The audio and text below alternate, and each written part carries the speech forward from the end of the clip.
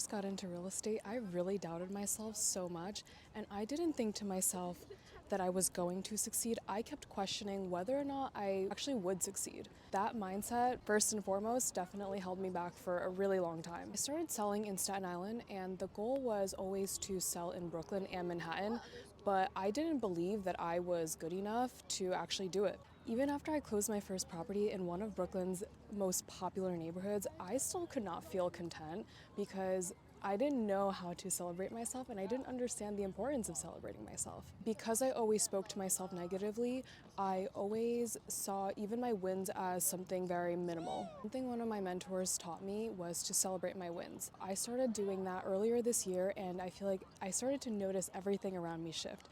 And I actually started calling in even more wins. I also knew that I had to consistently and constantly get out of my comfort zone in order to see major growth. So at first it seems like the growth is really small, but over time you start to see exponential growth. For example, right now I'm actually filming at a park. There's like so many people around me, and this is something that I used to not be able to do at all. Started with small things. I started recording myself in the car or like at home, just speaking to the camera, and it was super awkward and uncomfortable, but now I can just do it because I don't really give a fuck what anyone thinks or says about me. So as entrepreneurs, the journey is always going to be challenging. There's always going to be ups and downs, but I always think anything that's worth doing, anything that really means something to you, is totally worth going after.